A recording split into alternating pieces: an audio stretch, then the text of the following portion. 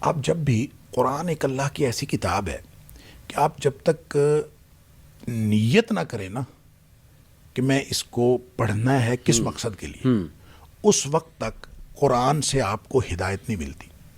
نیت ہدایت ضروری ہے۔ اچھا، مثلاً آپ قرآن سے یہ کہیں کہ میں قرآن سے علم لینا چاہتا ہوں، ہو سکتا ہے قرآن آپ کو علم دے دے، ہدایت نہ دے۔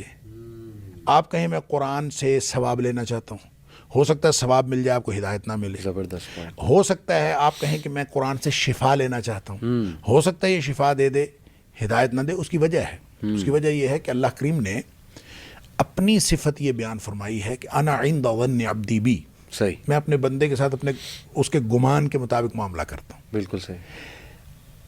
اب کوئی شخص اللہ کے بارے میں یہ گمان کرتا ہو کہ اللہ تعالیٰ میری نہیں سنتا، اب حالانکہ اللہ سنتا ہے، جی جی تو اللہ تعالیٰ اس کی نہیں سنتا جی، جس نے گمان یہ کیا کہ اللہ میری نہیں سنتا، صحیح، اور جس نے اللہ کے بارے میں گمان کیا کہ اللہ میری سنتا ہے، تو اس کا خیال، اس کا اجیب دعوت الداعی، اس کا اعلان ہے، صحیح، اجیب دعوت الداعی اذا دعان، میں تو ہر شخص کی پکارنے والے کی پکار صرف سنتا نہیں، جواب بھی دیتا ہوں۔ صحیح، لہذا اس کا مطلب یہ ہے کہ جو ناقدرہ ہوتا ہے، جو اللہ تعالیٰ کے بارے میں گمان لمیٹڈ رکھتا ہے، اس کے ساتھ اللہ تعالیٰ بھی لمیٹڈ سلوک کرتا ہے۔ صحیح، اور جو علی کل شیء قدیر سمجھ کے اللہ تعالیٰ کے ساتھ گمان کرتا ہے، تو اللہ تعالیٰ علی کل شیء قدیر۔ صحیح، اچھا، یہی معاملہ قرآن اللہ کا کلام ہے، جی، اور صاحب کلام کے اندر جو غیرت اور انا ہے، اللہ، وہی غیرت اور انا اس کے کلام کے اندر۔ عربی میں ایک مقولہ ہے، وہ کہتے ہیں کہ کلام الملوک ملوک الکلام،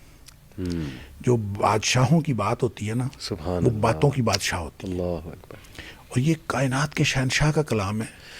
تو کوئی شخص اس کے بارے میں گمان رکھے کہ میں نے اس سے یہ لینا ہے، تو وہ دو دے گا، لیکن اس کو ہدایت نہیں دے گا۔ دیکھیں، میں یہ کہتا ہوں کہ قرآن کو بنظر غائر پڑھنے سے اور اس کا فہم حاصل کرنے سے، اس سے نقطہ آفرینیاں کرنے سے اگر ہدایت ملتی ہوتی نا، تو مستشرقین سب سے بڑے ہدایت یافتہ ہوتے۔ صحیح، صحیح، جتنا باریک بینی سے انہوں نے جی، پڑھا ہے جی، نا، جی، جی، اتنا باریک بینی سے مسلمانوں نے بھی نہیں پڑھا۔ جی جی، لیکن نیت ان کی کیا تھی؟ ان کی نیت تھی غلطیاں نکالنا۔ ایکسیپشنز آر آلویز دیئر، جی، کچھ استثناء کی باتیں ہیں، کچھ لوگ غلطیاں نکالنے کے لیے پڑھتے پڑھتے ہدایت پا گئے، ہاں جی، ہاں جی، لیکن جنرل اصول یہ نہیں ہے۔ جنرل اصول یہ ہے کہ آپ نیت ہدایت کے ساتھ، بالکل ٹھیک، ہدی للمتقین کا یہی معنی ہے۔ صحیح، ایک ہے ہدی للناس، ایک ہے ہدی للمتقین۔ راستہ دکھاتا سب کو ہے، بالکل ٹھیک، منزل مقصود پہ ان کو پہنچاتا ہے جو دل سے تقوی لے کے بیٹھے ہوتے ہیں کہ اللہ، میں تیری ناراضگی سے بچنا چاہتا ہوں، تیری رضامندی حاصل کرنا چاہتا ہوں، پھر میں اس نیت سے قرآن پڑھتا ہوں، تو پھر قرآن اس کو ہدایت پر لے۔ نیت ہدایت، یہ پہلی پری ریکوزٹ۔ صحیح، دوسری ہے خشیت، جب تک صاحب کلام کا روب دل میں نہ ہو۔ ہیوملٹی بھی کہہ سکتے ہیں کہ آپ ہمبل ہو جائیں، آگے ہیوملٹی بھی humble ہے، ہو جائیں۔ اصل میں یہ عظمت ہے اللہ کی۔ اللہ کی عظمت جب تک ذہن میں نہ ہو، معرفت حاصل نہ ہو کہ صاحب کلام کون ہے۔